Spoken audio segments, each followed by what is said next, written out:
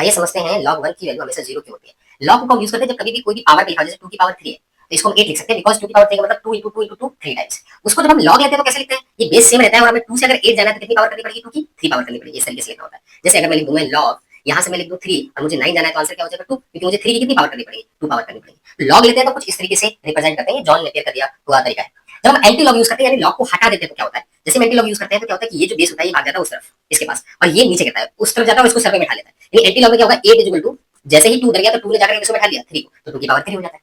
Similarly जैसे मैं anti log इस पे यूज करूंगा तो 3 उधर भाग जाएगा, इधर आ जाएगा 9 और 3 जाकर इसको सर पे बैठा लेगा 2 को। तो देखिए 3 का स्क्वायर करेंगे तो 9 आएगा, 2 का क्यूब करेंगे तो 8 आ जाता है। तो इसको हम एंटी लॉग यूज करते हैं। आइए इसी से समझते हैं कि कैसे log 1 की वैल्यू 0 होती है। log अगर मैं बात कर रहा हूँ ये 1 है और इक्वल टू 0, यहाँ पे आप कुछ भी ले लो जो अलाउ है वैल्यू, अगर उसमें आप एंटी लॉक यूज करोगे तो ये वैल्यू इधर जाएगी और 0 को सब पे बैठा ली, यानी 1 हो जाएगा इधर और इधर जो भी वैल्यू रहेगी उसकी पावर क्या हो जाएगी 0।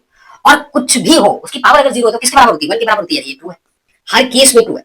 एग्जांपल में लेता हूं, मैं लिख देता हूं log, यहाँ पे लिख देता हूं 2 और यहाँ लिख देता हूं 1। तो जैसे ही मैं यहाँ पे 0, जैसे मैं एंटी लॉक लूंगा तो ये जाएगा इधर, तो ये हो जाएगा 1 इक्वल टू 2 की पावर 0 जो कि 1 के इक्वल होता है, यानी ये 2 है। अब मैं log के लिए और कोई वैल्यू लेता हूं, log बेस पे 3 से 1 और यहाँ पे 0 ही आएगा, क्योंकि जैसे मैं एंटी लॉक यूज करूंगा तो 1 इक्वल टू क्या हो जाएगा 3 की पावर 0, 1 इक्वल टू क्या हो जाएगा 1।